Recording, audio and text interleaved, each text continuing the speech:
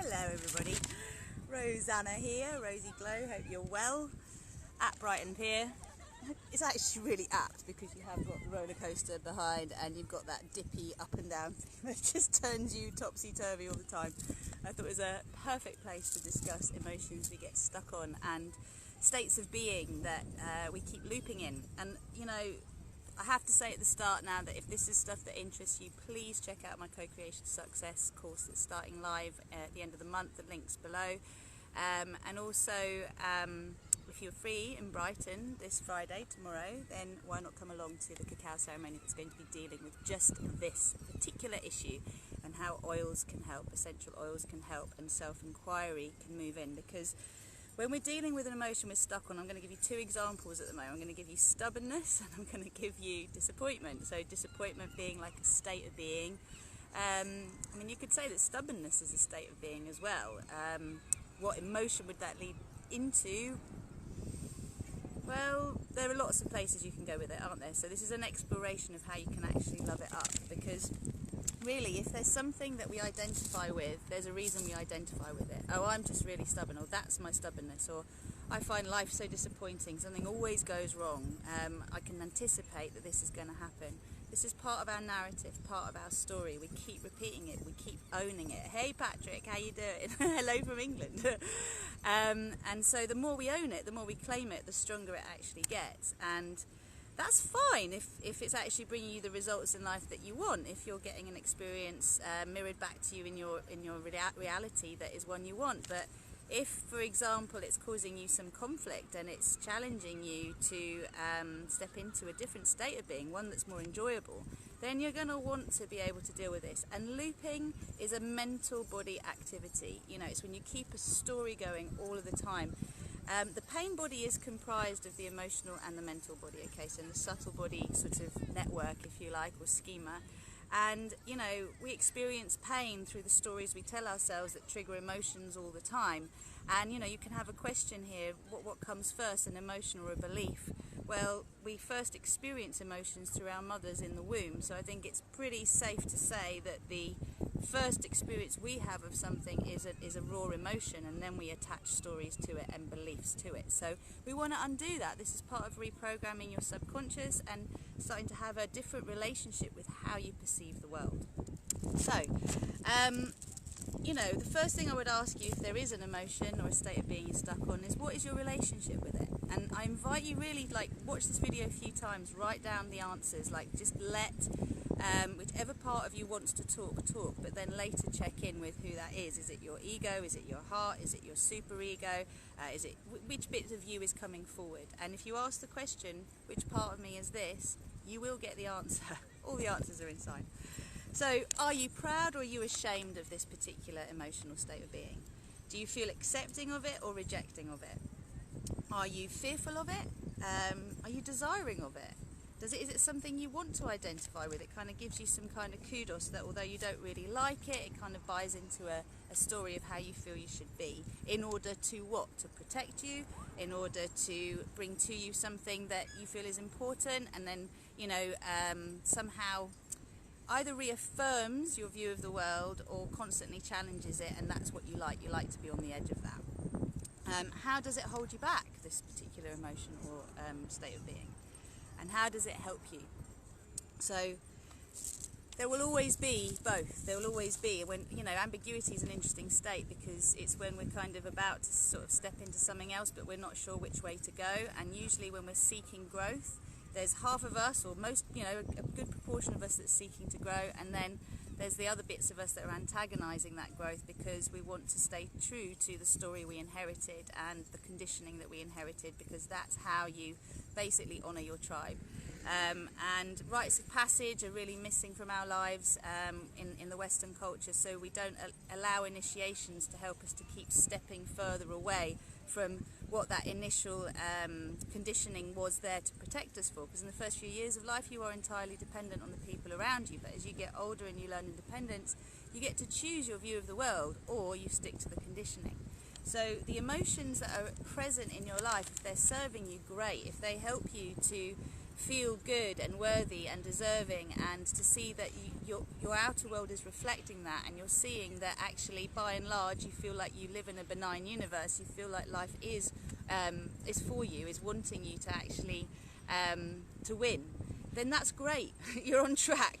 But if that ain't happening, and if it feels like life is, I don't like swearing on videos, I've noticed I don't like hearing it in others either, but if it feels like life is shitting on you, you know, if it feels like it doesn't matter what you do, you keep stumbling across the same old issues, or if you keep claiming an emotional state that basically isn't serving you, you know, it's something that you wear as a badge, this is who I am, it's not who you are, it's who you've been conditioned to be. So does it really serve you or not? And if you ask those questions, it will really help you to see how it does serve you and how it doesn't serve you. Okay, so one of the things that's important when we want to overcome something is to reframe it, so to start to see it in a different light. So if we looked at, for example, the emotion or the state of stubbornness, it's not really an emotion, and I don't want to get too confused with that. It's you know, it's a fear-based state, being stubborn. It's one where you close in. So we could look at it and say, okay, we can turn stubbornness into determination. I'm very determined, I'm very tenacious, I don't give up easily. You know, these are positive spins on this idea of being stubborn, which if you're told as a child you're stubborn, it's not exactly a compliment, is it? You might wear the badge and go, oh, I'm stubborn, I'll live with that, I'm okay. And also, by the way, you might not identify with certain emotions, but if they keep showing up in the people around you, darling, it's in there. It took me a while to realise how stubborn I was, considering how many stubborn people there are around me. But you know, that stubbornness has held me. It's held me in good stead. It's made me determined to keep going and to not perceive things not going the way I want as failure, but to just keep developing and honing my skills so that I can keep building on my successes. And you know, success, I'm loving this state at the moment of a way of describing success, is when your outer world is lining up with your inner desire, your inner perception of what you want to create. When the outer world starts to mirror that, baby, that's success, and that is phenomenal, and that's what we want. So it doesn't necessarily mean money or this or that or whatever. So if we reframe stubbornness as an example of determination, and we asked, you know, what good can come of this? How does it help?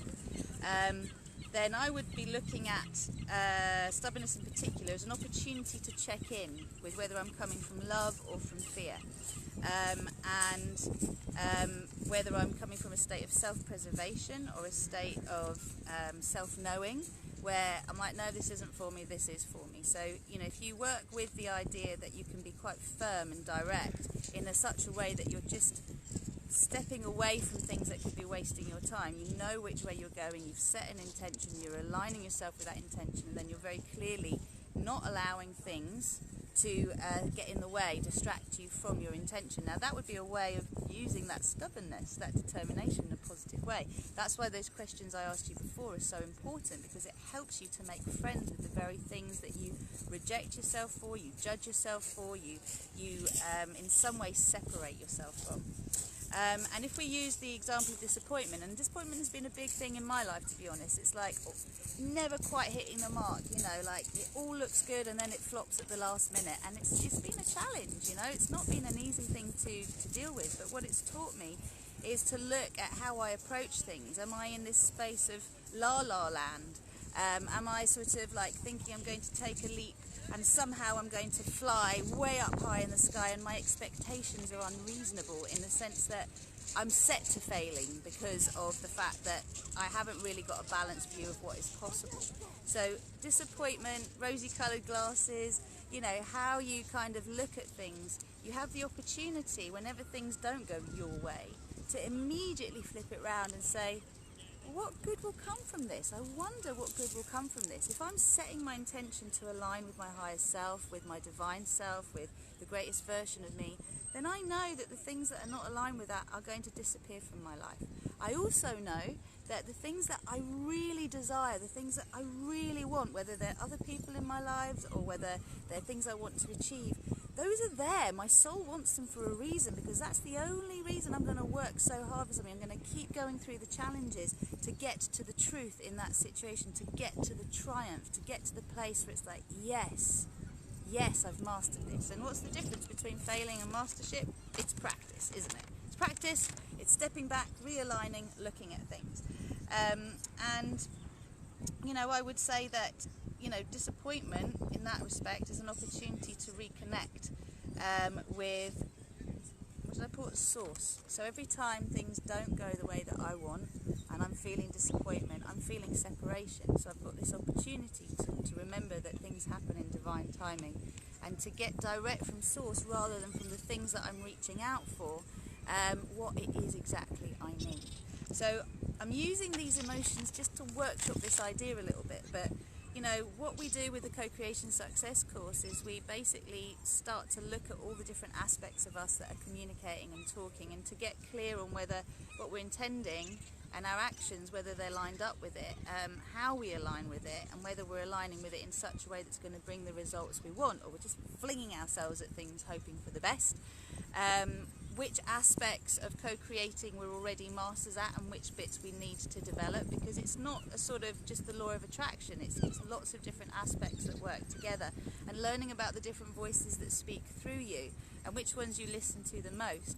But more than anything, it's about lining up so that what's out there does reflect what you want inside and takes you through the steps that will help you to get there, and to find it an enjoyable journey, because when you encounter an issue in your life, having a way to work through it helps you to feel safe. And as I said, the suffering's in the pain body, it's in the stories we tell ourselves and the emotions that those stories keep triggering. So you're going to have to engage your mind in another way if you don't want it to keep doing what it always does. And that's what the course will really help you to do. Equally, tomorrow, the cacao ceremony that I'm doing with the essential oils in Brighton, it's in Winningdean at my home, we're going to be looking at how essential oils affect the olfactory nerve and therefore our memory. Hey Sarah, hey Kamal. And you can do a lot of healing just through your sense of smell, your willingness to feel what is there and which smell you are attracted to be able to work with that feeling. When I say work, I don't like that word. It's not really working, it's allowing.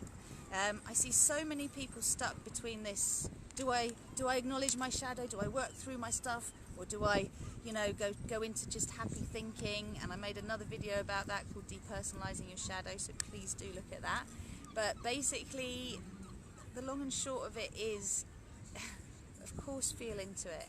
If something is there, don't deny it's there, but find a safe way to work with it so that you're not poisoning yourself with it and you're not poisoning other people with it. And there are different methods. I work with a sphere of compassion. That's what I'll be teaching through the Co-Creation Success course, and it's also what I do through my coaching and all my subconscious reprogramming work. So, you know, the sky's the limit in terms of where you go. You just have to ask yourself where you are.